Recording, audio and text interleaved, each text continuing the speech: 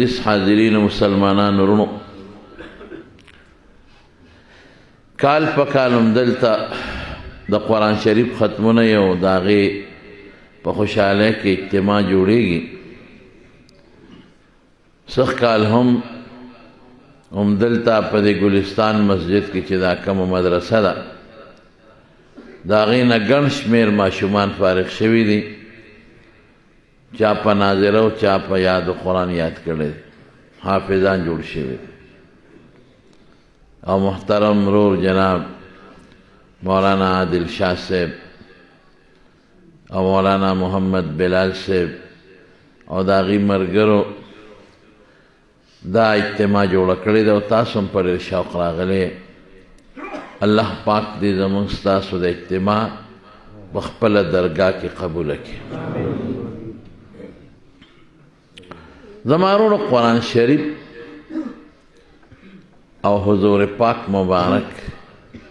دواړه یو بل سره لازم ملزوم دي. څنګه مولانا صاحب تاسو ته ووایي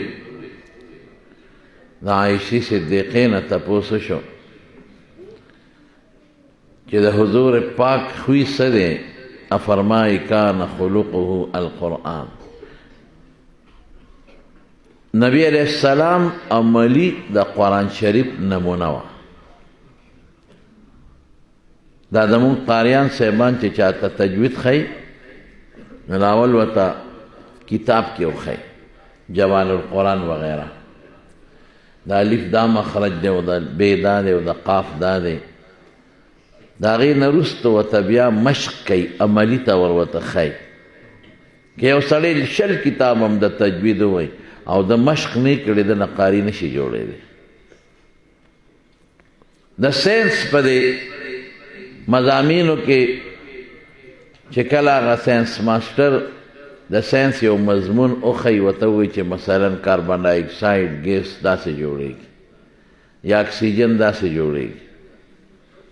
نو هغه چپټر ورته وښیي نو بیا بوځي هغه امتحاني او حالي په دغه کې په سکول کې کالج کې هغه حال کې د ساینس حالي د هغې کې هغه آلات پراتی نو عملي ته ورته وښیي ګورئ ښه داسې اکسیجن جوړېږي او دا کاربن ډای اکساید ته په دې طریقه کنورټ کېږي، هغې باندې پوهېږي. بې د عمل نه نه زده کېږي. دقه رنګې قرآن شریف دا زمونږ دپاره یو راهنما کتاب الله را لېږلی دی او د هغې عملي نمونه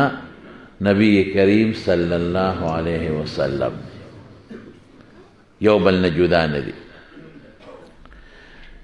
زه به یو مثال درکم. قرآن شریف کې الله فرمایي اقیموا الصلاة، پابندۍ سره لمونځ وکړئ. دا معنا چا ښولې؟ حضور پاک. یعنې اقیمو خو معنا دا ده چې همیشه یو کار وکړئ. ډېرې معنی امام بیضاوي ګڼې لیکلي، نور علما هم لیکلی دي، خو زه یو دا معنا هم ده چې دا وي مو همیشه وکړئ. او صلات خو دعا ته وایي. من خو د مونځ معنا چا نه زده کړه؟ دعا ته وایي. یو صحابي حضور پاک له صدقه راوړه بیت المال ته،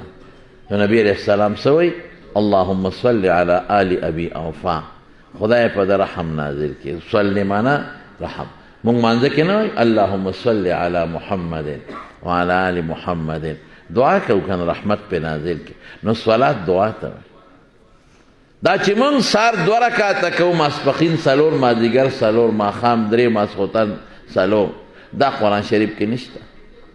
دا 2 رکعته ډک او 2 تش چې مونږ ورته وایو، او دا قاعده اوله ده او اخره ده، او دا رکوع ده او دا 2 سجدې دي. دا ټول قرآن کې نشته بلکل. دا مونږ ته چا ښوولي دي؟ محمد مصطفی صلی الله علیه وسلم. څومره چې په بخاري ترمذي د حدیثو کتابونو کې او د فقه په کتابونو کې کتاب الصلات ته دومره غټ جلدونه، دا ټول د اقیم الصلات ته د رکوع ټکي تشریح ده. دا مونږ ته حضور پاک ښودلی. نو نبی علیہ السلام مبارک د قرآن عملی نمونه وه. بس د پیغمبر سره مینه الله سره مینه، الله سره مینه پیغمبر سره مینه ده. د پیغمبر سره بغض الله سره بغض دی، الله سره بغض پیغمبر سره بغض دی. تو صفا خبرې دي حدیثو کې راغلي. یو ځل حضرت عباس رضی الله عنه د حضور پاک تره د نبی علیه السلام له راغی، وی الله رسوله موږ سره خلک هغسې مینه نه کوي کومه چې پکار. حضور پاک منبر ته وخوت او څه وی؟ وی چې چا عباس سره مینه وکړه فقد احبني، ما سره مینه وکړه. ومن آذاه فقد آذاني، که چا هغه ته نقصان او ضرر ورسو ما ته ضرر ورسو. ومن آذاني فقد آذى الله، چې چا زه خفه کړم خدای خفه کړ. تاسو ته پته نه چې عم الرجل سن و ابيه، تره د پلار په ځای. دغه رنګې فرمایي د حضرت فاطمې متعلق رضی الله تعالی عنها، چا چې دې سره مینه وکړه ما سره مینه وکړه، ما سره مینه وکړه الله سره مینه وکړه. ما سره بغض کوي الله سره بغض کوي، الله سره بغض کوي قریبه د یوشک ایل اور کې به وغورځي. حضور پاک د قرآن عملي نمونه شوه. دوه څیزونه شو زموږ دپاره، الله او رسول الله. څه شی شو؟ الله او رسول الله. دواړه به موږ ټینګ نیسو نو موږ به هله کامیابیږو، مقام ته به رسیږو. او که دې کې یو مو پرېښود نو کامیابي نشته. اطیعوا الله و اطیعوا الرسول، دویمه خبره ده. د الله تابعداري وکړئ او د پیغمبر مبارک. ولکم فی رسول الله اسوة حسنة، ستاسو دپاره حضور پاک نمونه ده، هغسې ځان جوړ کړه. او جی قرآن خو پیغمبر مبارک راوړی دی، خو د خدای کلام دی.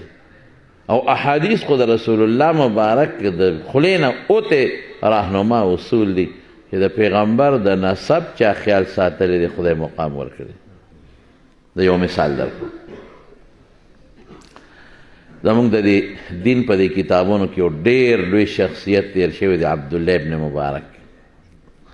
امیر المؤمنین فی الحدیث ورته وایي. زمونږ چې څنګه د دې بادشاهۍ مشران دي دارنګې زمونږ د دین مشران هم شته.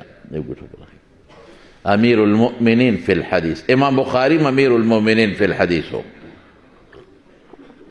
د حدیث و بادشاہ. دقسې عبدالله ابن مبارک د حدیث و بادشاہ، ډېر لوی محدث حسین.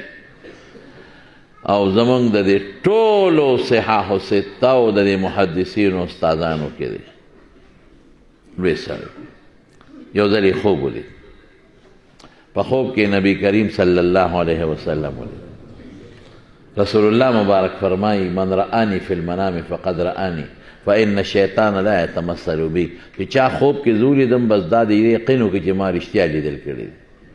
شیطان زما په شکل نشي راتلی، دا یقیني وي، شک پکې نه. نو خوب کې حضور پاک مبارک ولید او ورته وایي وی عبدالله ابن مبارک کوفې ته لاړ شه، او په کوفه کې یو سړی دی، یو سوداګر دی، تاجر بهرام یې نوم دی، هغه ته زما سلام ووایه. دا بهرام فارسي لفظ دی. دی چې څنګه د خوب نه پاڅېدو، شاګردان خو یې ډېر وو، تپوس یې وکړه هلکه ماله معلومات والې په کوفه کې یو تاجر دی بهرام، زما ورسره کار دی، خو څوک یې پوه نه کړل چې دا خوب ما لیدلی دی. شاګردان وایي صاحبه خو مشهور سړی دی، خو ډېر لوی تاجر دی، دنیا کې مشهور دی، خو تاسو هغه سره څه کوئ؟ وی ولې؟ وی خو مجوسي دی، د اور عبادت کوي.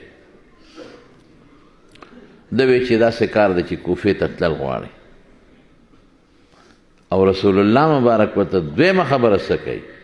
او دا خوب درې ځله عبدالله ابن مبارک لیدلی دی، یو ځل هم نه. او دریم ځل ورته وایي حضور پاک وی کوفې ته لاړ شه، په بهرام زما سلام هم ووایه، او دا ورته ووایه چې جنت ته به ما سره یو ځای داخلېږي.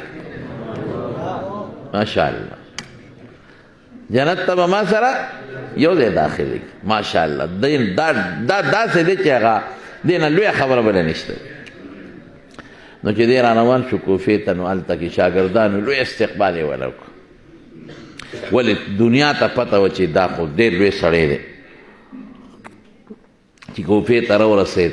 شاګردانو یې حضرت څنګه راغلی؟ وی یاره ما له معلومات واخلئ، یو تاجر دی په کوفه کې، بهرام یې نوم دی، زما هغه سره څه کار دی؟ وی بلکل شته دی صاحب، ډېر لوی تاجر دی، غټه منډی ده او ډېر لوی کاروبار یې دی، خو صاحب اخو مجوسي دی، مجوسیان د اور عبادت کوي. بل نشته وی نو همدغه یو بس وي زما څه کار دی ورسره زه ملوېږم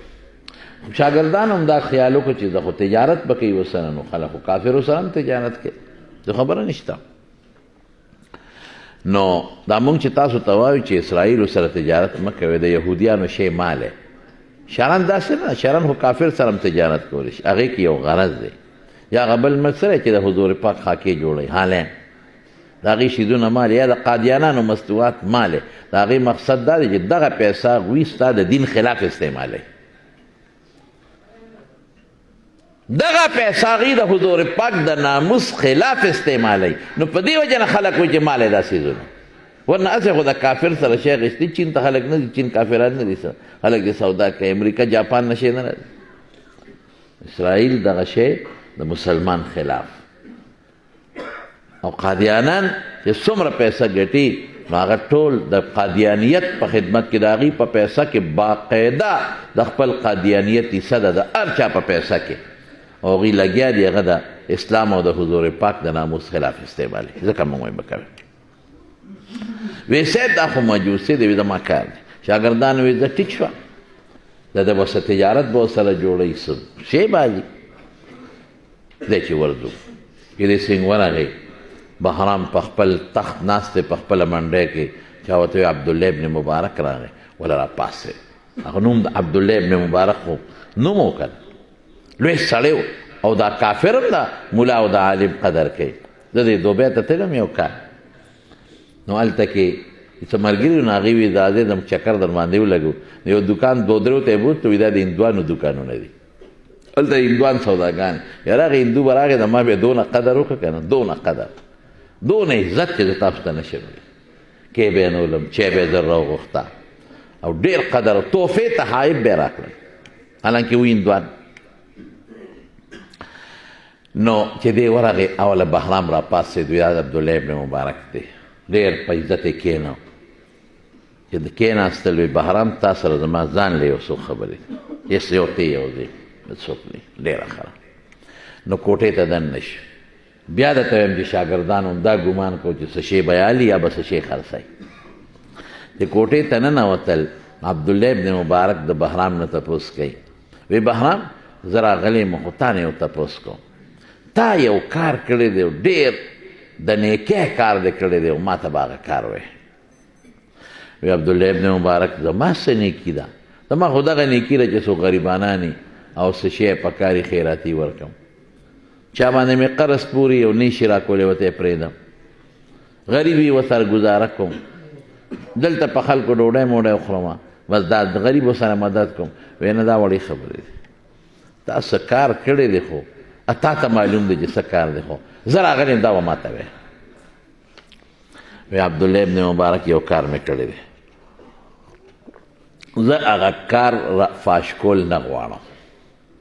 وی زما به تا سره دا وعده چې ستا په ژوند به دا راځي او که ستا د وفات نه پس وي نو بیا ټیک ده وی وعده ده مې یو دروازه یې بنده کړه وی قصه اوږده ده وی عبدالله ابن مبارک ما له خدای ډېر لوی مال راکړی دی دا چې تا ولیدل دا ټول زما مال دی او دا ټول اوخان انټرنیشنل ټریډ سنټر و دا یعنی بین الاقوامي تجارتي مرکز دا ټول خلک دلته راځي او شي اخلي او د اوخان دي او بارکېږي او څه ځي او څه راځي او تا ولیدل په سوونو نوکران دي څوک سامان بار کوي او څوک کوزوي او لګیا دي اخیستل زما دا نوکران کوي او دا خرڅول هم دوی کوي او پیسه ماله را روانه ده خو ډېره لویه پیسه ماله را روانه ده او زما مال شام ته او یمن ته او دنیا ملکونو ته ځي او خرڅېږي او د هغه ځای نه راځي او دا تا ولیدل چې دا منډۍ کې اوښان راځي کوزېږي او خرڅېږي زه سره نیم خبر نوکران لګیا دي کار کوي ډېر لوی مال مې دی یو زوی مې دی ډېر زوی مې هم نشته نو زما د زوی واده نو ما وی زه په دې زوی داسې ډوډۍ ورکوم چې داسې باڼو چا بادشاه هم نه یې ورکړی مال ډېر دی څه پې کوم او د زوی مې واده دی او صدقه پې کوم خیرات پې کوم صدقه خو هر مذهب والا کوي نو ما اعلان وکړه چې وروره ښځې دي او که ماشومان دي او که سړي دي ټول راځئ او د بهرام د زوی واده له ډوډۍ به خورئ صدقه ده هر خاص و عام دی راځي ښځو له ځان له ځایونه مې مقرر کړ راتلې به سړو له مې ځان له ماشومان تر دې حده پورې که خان دی که غریب دی ما ګفټونه هم تیار کړل چې کوم به غریب و ما به هغوی له جامې م ورکولې جوړې پیزار به مې م ورکاو نغدې پیسې به مې م ورکولې څو ورځې دا ډوډۍ وچلېده خلکو خوړه یوې مړه مې وړی بس پخلی کېږي او روان دی او بلا ګفټونه مې خلکو له ورکړل وی چې بلکل اخیري ورځ شوه د نوکرانو ته مې ویل چې دا کوم لوښي دي دا م وړی دا م د خلکو له ورکوې په خپله وړی تر تالان مې کړل هر څه وی د شپې نیمه شپه و ډېر زیات ستړی وم بالخانې ته وختم وده شو نوکران هم ستړي و غریبانان وده شو وی دې کې مې ور وډبېده وی ډېر خفه شوم چې هلکه زه خو ستړی یم څو ورځو نه بې خوبه یم او چې ایله نن کوټې ته وختم دمه شوم نو دا څوک ظالم دی چې ورې وو خو ما وی چې نوکران نه پاسو ما نه زیات ستړي دي زه په ناسته ستړی ما په کار ستړي دي هغوی وده دي راشه په خپله ورکوشه وی چې ورکوشم او دروازه مې کولاو کړه د دروازې مخکې یو زنانه ولاړه ده یو جینۍ ده پیغله جینۍ ده پړونې تاو کړی دی خو چې دې جینۍ ته مې وکتل دې سره ډیوه ده او هغه ډیوه کې پړق پړق کېږي تیل ختمېدو والا دی پړق پړق کوي مري او دې جینۍ جامو ته چې مې وکتل جامې یې شلېدلې دي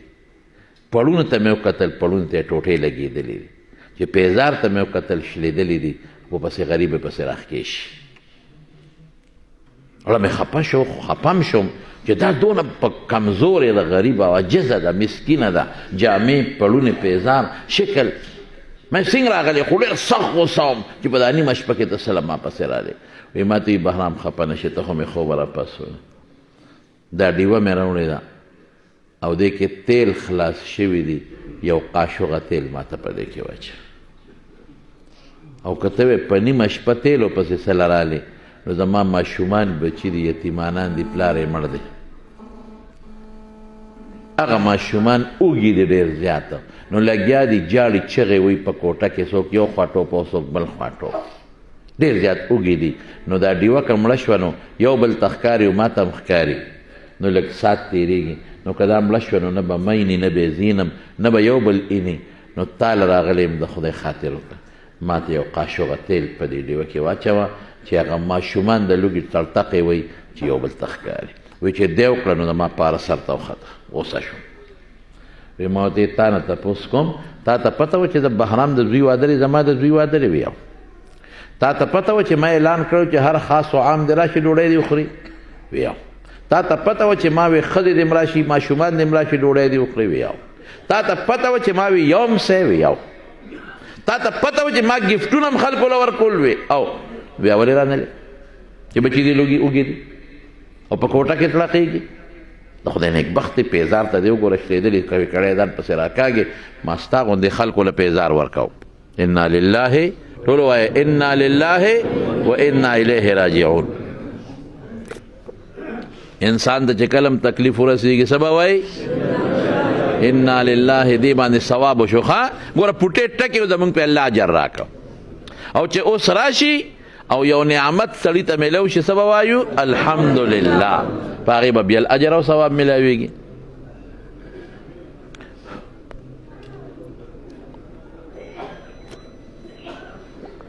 ښه الحمدلله وایه ټول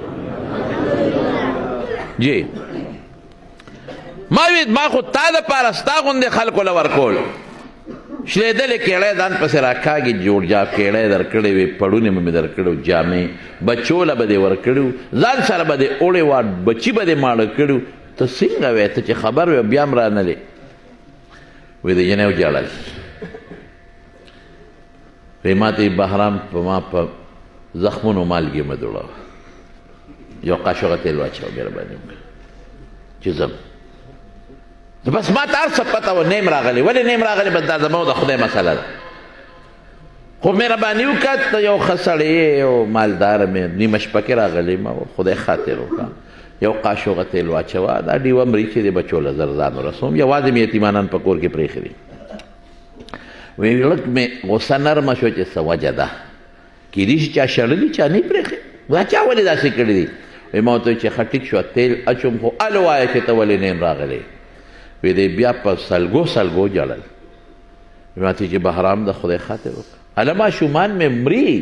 چغې وایي ماشومان جاړي د لوګې د لاسه په خېټه درد دی د خدای خاطر وکړه یو قاشوغه تیل واچو ما ملټه وه بس که ته نه راکړې چې د بل چا دروازه ووهم غریب محتاج یم هله واچوله ولته د دې د جړا ته مې وکتل په سر مې ورته لاس راښکه بچې ډېر تیل خو ما به په دې پوهې چې ته ولې نه راغلې او تیل ډېر در کوم هر څه در کوم چا شړلې نه ولې بیا نه راغلې بچې دي وی بهرام نه مې پرېږدې ما نه هل به وی وی بهرام زه ښه خبر وم خاوند مې مړ دی بچې مې یتیمانان دي وږي دي زه ځکه نه یم راغلی ته ما پېژنې چې زه څوک یم نه زه د رسول الله مبارک نوسی یم سید دی زما خاوند سید و زما بچي سیدان دي د حضور پاک نوسی دي او زمونږ نیکه اعلان کړی دی چې زما بچي به صدقې نه خوري او تا خو صدقه او خیرات کړی مونږ باندې بندې دي صدقې زما نیکه د اعلان کړی زما بچي به صدقه نه خوري خیرات به نه خوري تو خیرات کړی ځکه زه نه یم راغلی وایي چې دا مې واورېده زړه مې یو ټکه وکړه وایي بس لاړم نوکران مې راپاڅول او ښه بوجۍ مې ډکه کړه د خوراک او د جامو او د پیزار او د هر څه نوکران وایي څه پکې مې راوچتی کې وایي مونږ وړو وایي نه زه وړم زه د دې راز نه فاش کوم د دې جزې بوجۍ مې په اوږه کړه خوراک هر څه مې پکې واچول دا مخکې را زه ورپسې ډیوه مې ورته را تېرې ډکه کړه یو خراب کچه غوندې کور و په هغې وردن نه شو بهرام وی عبدالله ابن مبارک چې وردن نه شو هغه منظر د کتو نو وی د ماشومانو په دې کور کې ټوپونه وال ای بچې ای مورې د لوږې مړه شو ای مورې ته چاته تلې مونږ د چاته پرېښودو یو هلته خېټې له زور ورکوي په خېټه مې درد دی ای مورې مړ شو بل ماشوم هلته چغې وی ای مورې مړ شم په خېټه مې درد دی ای مورې مړ شو ډیوه مې کېښوده یا مور ورته وی چې بچې لږ صبر وکړې بهرام کاکا دله خوراک راوړه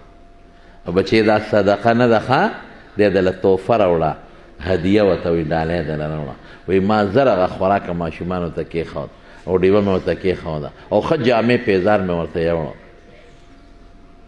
یا ماشومان مور ته وایي چې مورې بهرام کاکا په دې نیمه شپه مونږ له خوراک راوړه یو دوا ورته نه کوو وی مور ورته وی چې بچې وکې ورته دوا ماشومانو لاس اوچت کړ څه وایي یا الله دې بهرام کاکاجي په نیمه شپه مونږ له خوراک راوړه مونږ ډېر اوږي یو الله یو سوال درنه کوو پروردګاره خدایا دا بهرام کاکاجي زمونږ د نیکه سره یو ځای جنت ته بوځه الله زمونږ نیکه سره یو ځای جنت ته بوځه وی دقه یو کار مې کړی دی بل ما داسې څه نیکي نه ده کړې عبدالله ابن مبارک ورته بهرام مبارک دې شي د هغه ماشومانو بچو د هغه پوټینو لاسونو دعا الله قبوله کړې ده عبدالله ابن مبارک تا ته څه پته ده وی 3 شپې مې پرله پسې حضور پاک په خوب کې ولید او ما ته کوفې ته لاړ شه او بهرام باندې زما سلام ووایه او دا ورته واوروه چې تا باندې د زما سلامي او جنت ته به ته ما سره یو ځای داخلېږي زما ورور په دې خبره زما یو سوچ دپاره دا خبره وکړه دا یو مجوسي دی او دا زمونږ د دین مسله ده چې د کافر عمل چې ایمان ورسره نه د خدای په نزد د ماشي د وزر برابر قیمت نه لري اعمالهم کسراب بقیع يحسبه الظمآن ماء اس فائدہ بنی قرآن شریف کے اللہ وقدمنا الى ما عملوا من عمل فجعلناه هباء منثورا دنیا کې خدای کافر له دې ښه عمل د وجې نه سفیدې معدې لږې ډېرې ورکوي خو د خدای په نس په آخرت کې اس درجه نه لري لیکن یو مجوسي دی او د پیغمبر مبارک د نسب او د رشتې خیال ساتي الله څه کوي هغه مجوسي چې عبدالله ابن مبارک وایي چې حضور پاک در باندې سلام ویلی او چې ما سره به یو ځای جنت ته ځي مجوسي عبدالله ابن مبارک لاس را دې خوا کا لاس یې ولونی وي ما ته ایمان ښایه اقا ځای کلمې شهادت وي رب العالمین مسلمان او چې بیا راغې اعلان یې وکړه خپلو بچو ته لوڼو ته او زوی ته او خپل ټول نوکرانو ته وی ما سره به نن هغه انسان ډیوټي کوي چې هغه مسلمان یا ایمان راوړی یا په مخ هم ښځه به مسلمانان ځان سره نوکران کړم په یو ژبه چې څومره رشته داران او څومره نوکران و خدای په یو ژبه مسلمانان کړم د چا خیال وساته د حضور پاک د نسب اوس راځو ضروري ما خبرې له اوس راځم نسب ډیر قیمتي شی ډیر قیمتي او بیا د پیغمبر مبارک نسب الله اکبر الحسن والحسین سیدا شباب اهل الجنه حضور پاک فرمایي حسن او حسین به په جنت کې د ځوانانو سرداران او فاطمه سیدة نساء اهل الجنه فاطمه به د جنت د ښځو سرداره به نسب خو یې څه کوي امهات المؤمنین یو ځل حضرت عایشه صدیقه او فاطمه رضی الله تعالی عنهما یو بل سره گپ شپ لګاو د هغې به څه گپ شپ و دی ته گپ شپ وایي فاطمه ورته وایي عایشې ته زما د بابا هغه بیبي وي چې تا سره ډېره مینه وه تا سره نورې ټولې کونډې کړې وې او ته یې پېغله کړې عایشې ستا دومره مرتبه ده چې قرآن کې خدای ستا متعلق آیتونه نازل کړي دي قرآن کې الطيبات للطيبين والطيبون للطيبات اولئك مبرؤون مما يقولون لهم مغفرة ورزق كريم الله وایي امهات المؤمنین لهم مغفرة الله وایي دا بخل شوي خلق دی دی له به الله د عزت خوراکونه قیامت کې ورکوي جنت کې به ورکوي امهات المؤمنین لوی خلق دی د مسلمانانو میندې ستا صفت قرآن کې راغی ستا پلار صدیق و ته صدیقه نو عایشې ستا په غېږ کې د ما د بابا نسا وتې ده ستا په کوټه کې د ما بابا دفن شوی دی وګورې عایشې زم څوک یم ښه زم د حضور پاک د غوښې ټوکړه یم زه یم د جنت د ښځو سرداره جوړه کړې زما بچي به په اوږو سورېدل او ډېره مینه یې ورسره کول عایشه صدیقه ورته فاطمې ته خو د حضور پاک ډېره خوښه وې او ما ته یاد دي چې ته به رالې تا ته به ودرېد او په سر به یې ښکل کړې او ستا بچي به راتلل په دې غېږ کې به ورته ختېدل او په دې اوږو به یې کېناستېدل تا سره ډېره زیاته مینه وه عایشته به هم جنت ته ځې فاطمې زه به هم جنت ته ځم خو چې ته جنت ته لاړه شي نو په جنت کې به تا د حضرت علي صاحب ګوته نیولې هغه سره به چکرې لګې ځکه خاوند سره بنده ګرځي او ما به په جنت کې د محمد مصطفی ګوته نیولې هغه سره به ګرځم صلی الله علیه وسلم نسب خو ډېر لوی شی دی نسب نه علاوه بیبیانې د کوم مقام او مرتبې خاوندان دي لیکن د قرآن رتبه او مرتبه دا ډېره زیاته اوچته ده ډېره زیاته اوچته ده دا د بیبیانو متعلق چې الله حکم کوي او دا د نبی علیه السلام د ماشومانو بچو متعلق چې ذکر کېږي دا مونږ ته پیغمبر مبارک او قرآن ښودلی شوي قرآن ډېر لوی د مرتبې خاوند ترکت فیکم الثقلین دوه څیزونه مې پرېښودي یو قرآن دی و عترتي یو زما بچي اولاد دی د دغې قرآن د برکت نه د دې قرآن ابو لهب پیژنې د حضور پاک ترو هو که نه قرآن باندې ایمان راونه قرآن کې ورته الله خیره کوي تبت یدا ابي لهب وتب ابو طالب پیژنې څوک هلکه ووایه د حضور پاک ترو څونه خدمت یې د نبي علیه السلام کړی دی یاره دلته زما عقل کار پرېږدي بس طالبانو ته هم ګوتې بس دی کې مه وهئ دومره خدمت یې د پیغمبر مبارک کړی دی چې مور راوړې به دونه خدمت ونه کړي د مکې کافر کله راغلل ابو طالب لا او ورته ویې دارواره دی بس باقي پوهې که مونږ سره مذاکرات دې وکړي څه مذاکرات دی د خپل دین چلی اوسه پورې هم نه پرېښود اوسه ته غږ نه کوو ځه دی د خپل دین چلی خو زمونږ خدایانو پسې بد دی نه وی بس نبی ابو طالب پوه شو چې کار که خیري سمې خوري ابو جهل او عتبه او شیبه او دا ټول ناست دي او ابو طالب مشر خلکو به یې قدر کو سنجیده سړی حضور پاک یې راوغوښته ورته یې بچې دا قوم مشران راغلي دي دوی سره جوړه وکړه بچې اوس د قوم مقابله زم نشم کولی تنګ شوی یم ټول قوم یو خوا دي ته بل خوا قوم مقابله ماته هم ګرانه ده دوی سره څه مذاکرات وکړه او مذاکرات اسان دي دي ستا دین باندې مخکې خو یې نه پرېښودې بیت الله ته راځه لمونځونه هم کوه ملګري دین ستا راځي هېڅ ته نه وایي خپل دین چلوه د دعوت هم چلوه خو د دې د خدایانو بد بنوي د دې اصنامو بوتانو د دې بد مه وایه د دې خدایان رسول الله مبارک پوه شو چې دقه یو مې په مخ د ځمکه ډاډ و کاکاجي و غم رانه جوړله د رسول الله مبارک په سترګو کې اوښکې وبهېدې ابو طالب وی ولې وی دوی وایي چې که ښځه غواړي ښځه هم ورکوو دا خو د معزز قوم سره تعلق لري په کومه جینۍ ګوته یږدي ورکوو یو غواړي که دوه مال غواړي مال هم ورکوو بادشاهي غواړي بادشاهي هم ورکوو دین نه چلي خو زموږ د خدایانو بد دی نه وایي څونه تاله څومره عزت درکوي بچی بس رسول الله مبارک سترګو کې اوښکې وښېدې وایي بابا کاکا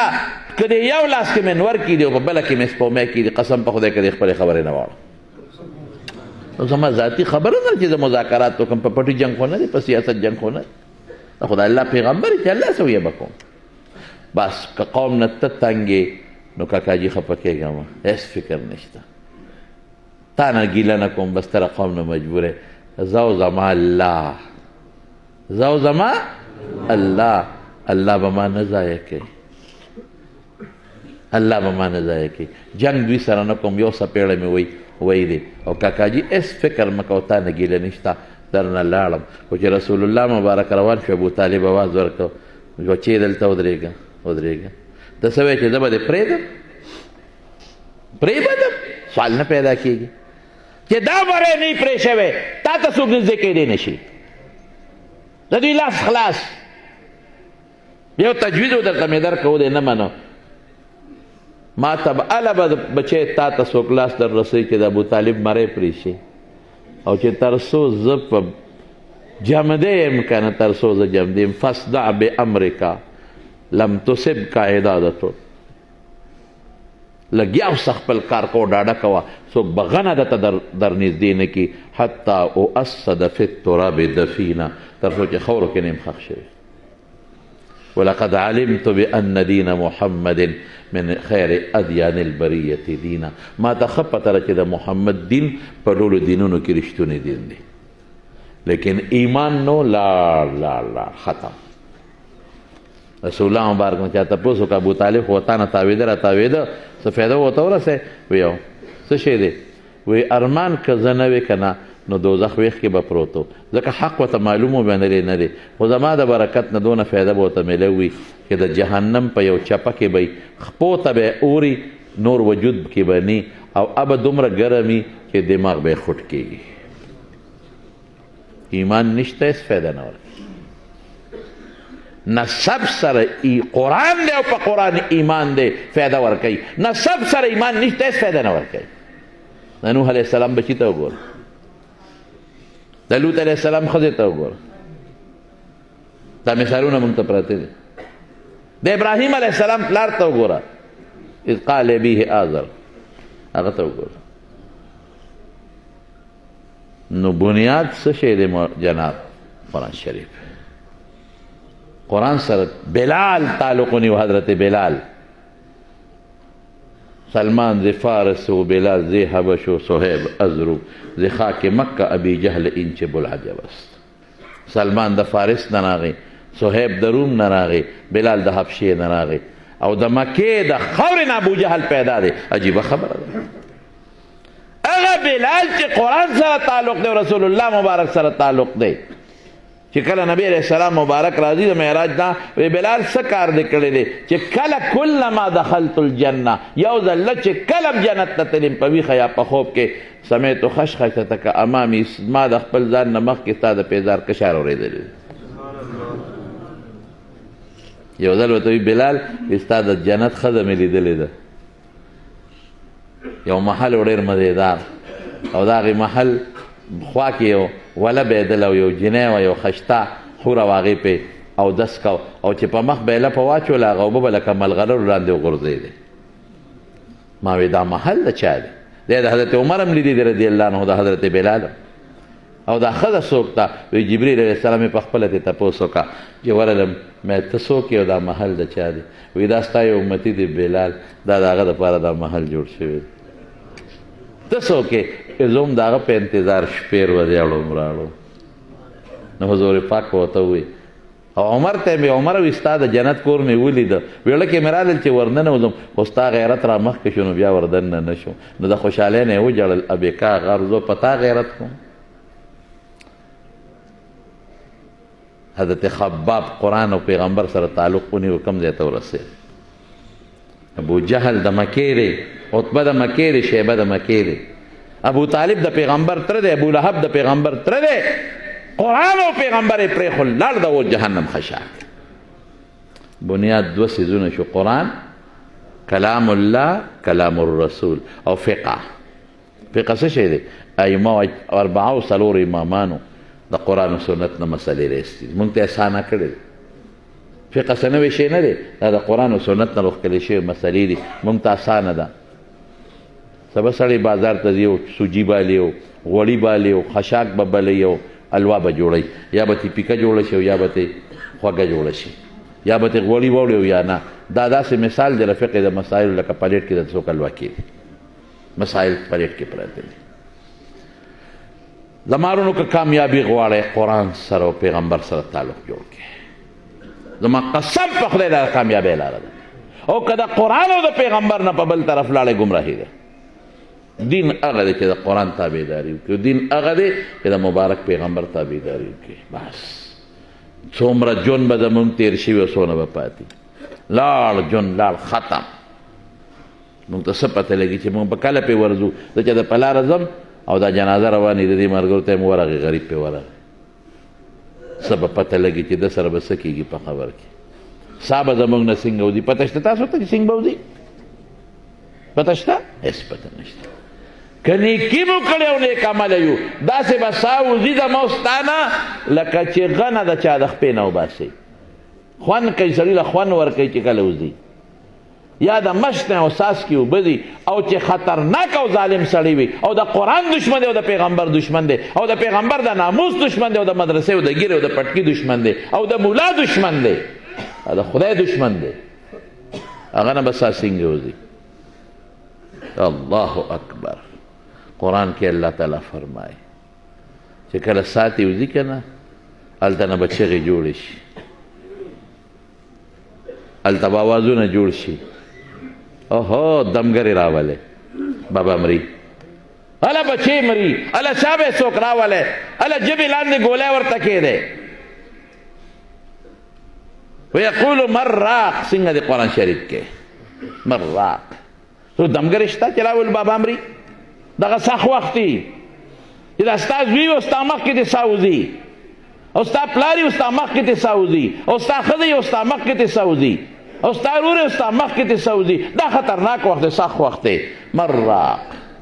دمګرې راولې، شابه چغې جوړې کړې، موټر راولې، هله 2211 دی که سړی هغه ته ټلیفون وکړې، هله دا ګاونډ کې چې ته وګورې موټر، شابه ورور مې مړ شو که نه، شابه ساتې وځي، هله شابه چې هسپتال ته ورسو. چا سره ګولی شته جبې لاندې کېدو؟ اسوي الله وظن انه الفراق. الظن ها هنا بمعنى اليقين. اغوي اسوي اے بابا درنا لاړم ما بخاو ما بخلي، بابا لاړم ما بخاو ما بخلي، بابا وي بچي ما بخاو ما بخلي، ښځه وي سړیه بس ما وبخه درنه لاړم، او خاون یې ښځې ما بس زیاتې کړي ما بخه ما بخلي. ظن انه الفراق. کور ته ګوري خو اوس په مسترګې پټې شي، دا پاتې شو، دا ایسی پاتې شو، دا بنګله خو ما پرون جوړه کړه، دا پاتې شو. او یو ځل چې یو سړی د کوره ووت په کومه دروازه بیا واپس راغلی، جنازه چې لاړه شي. وظن انه الفراق والتفت الساق بالساق. په ټوکړه وتړي. او زه بله معنا کومه، دا پنډه یو بل پورې مږي، وایي مورې ډېره سخته ده سا وتل، مړ شومه. وایي سړیه مړ شو، مړه شومه. وایي بچې سا خو ډېره په سخته وځي. والتفت الساق بالساق الى ربك يومئذ المساق. د قرآن په نقطه ځان پوه کې، الى ربك يومئذ المساق. سوق یو اوښانو نه مخکې ګډو چیلو نه مخکې روانې قاید وته وایي،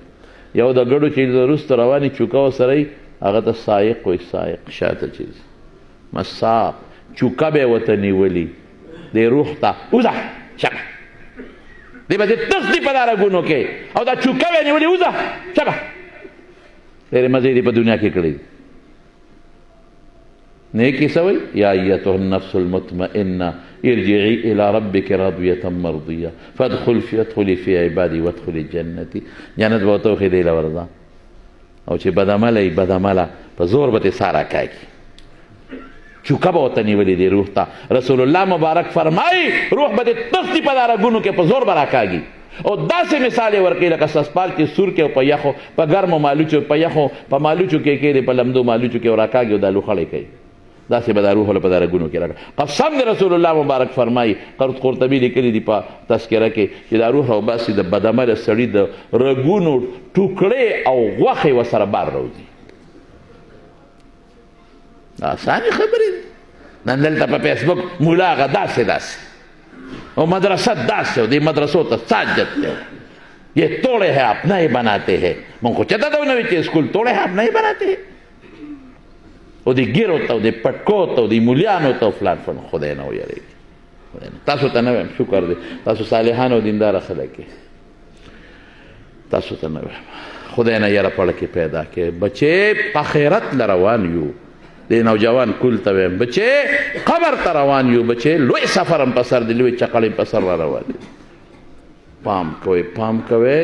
د خدای دشمنی مه کوئ مولا تا ته خدای ښیي مولا پتا پیغمبر پیجنی مولا تا باندې جنت پیجنی مولا تا عقیده ښیي حافظ تا بچو ته قرآن ښیي قاري ستا د بچو د قرآن خدمت کوي نو ته چې دوی ته سپک ګورې دا د قرآن او د دین سره دشمني کوي خدای چې د چا خوښي قرآن به خوښي کنه د خدای کلام خدای چې د چا خوښي د خدای پیغمبر به خوښي کنه سه او چې خدای او رسول د چا خوښي د خدای قرآن او د پیغمبر د دین مینه به کوي عالمان په سر وګرځوئ ځان نه یادوم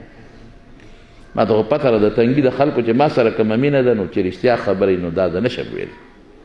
او زما هم د سره ډېره زیاته مینه ده الحمدلله 10 کاله مې ستا په دې ګاونډ کې په دې دغه کې تېر کړي دي په مدرسه کې جامع اسلامیه کې او دې مدرسې کې ما ډېر تقریرونه کړي دي خدای پاک دې حاجي صاحب وبخي انور حاجي صاحب ډېر ښه سړی ډېر نیک سړی دلته هغه زه راوستم دلته ادریس صاحب او دا په دلته به راوستم د جومات ما ډېر بیانونه دلته ستاسو په دې یو جومات داسې نه دی پاتې عبدالباري جان صاحب سي خدای پاک په قبر انور نازل کړي داسې زموږ سلیم صاحبزاده صاحب او مولانا دا جمعه ګل حاجي صاحب او عبدالمالک حاجي صاحب لاړل لوی خلک نیکان خلک صالحان امام صاحب او مولانا حبیب الله جان صاحب او مولانا رحمت الله جان صاحب دا درسونو دا کندې تنګي په روخانه رونق تنګي خلک ډېر ښه خلک ډېر ښه خلک دي تنګي خلک دا شکر دی حافظان او عالمان اوس هم پکې دنیا ډېر درسونه دي د خدای فضل د خدای کار اوس هم چې موږ په لاره په دواړه لاسونه د په دې اثر د پاسه کېږي بچې د کشر کل ته وایم دا څوک چې فیسبوک کوي او څوک موبایل ګوري مهرباني وکړئ بچې موبایل ښه استعمال کوئ غلط په نه استعمالوئ ښه د هلکانو ته وایم دا خبره زما منې به که نه که خیر په موبایل به د غوږ ګناه نه کوو د سترګې ګناه به نه کوو د لاس ګناه به نه کوو د علماو چې څوک هم په فیسبوک د حافظ او د عالم او د مدرسې بد ورکوي